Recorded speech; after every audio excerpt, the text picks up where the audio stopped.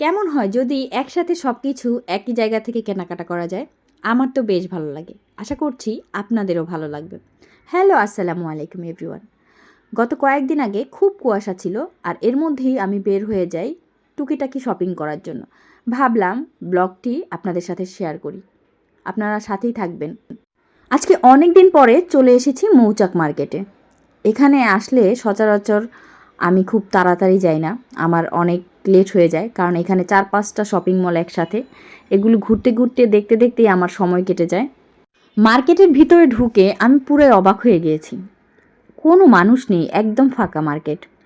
তো যাই হোক, এই যে ঘড়িগুলো আমার কাছে বেশ লেগেছে। ঘড়িগুলো দেখতে খুবই সুন্দর ছিল।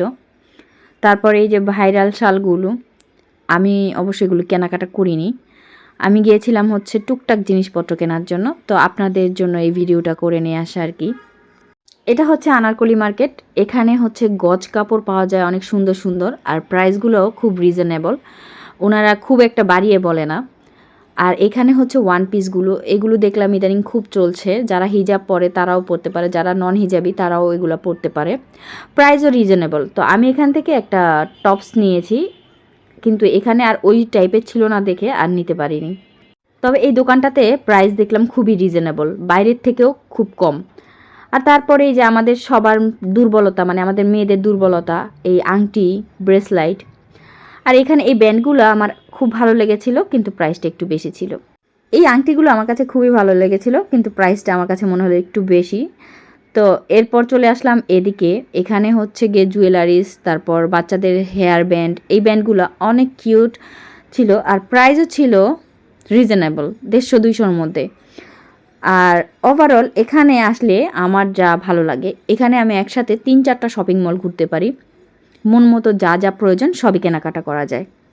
মৌচাক মার্কেটকে এর জন্য আমার কাছে কেন জানি মিনি নিউ মার্কেট মনে হয়।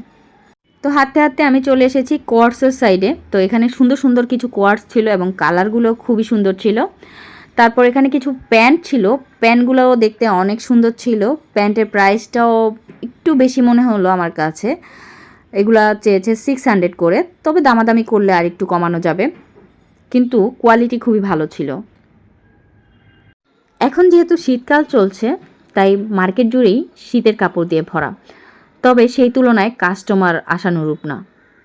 তারপর চলে এলাম আমি এই দোকানটাতে। এখানে টেবিল রানার থেকে শুরু করে পাপোস, তারপর টেবিল ম্যাট, টেবিল ক্লথ সব কিছুই পাওয়া যায়। আর এখানকার টেবিল ক্লথগুলোও অনেক সুন্দর ছিল।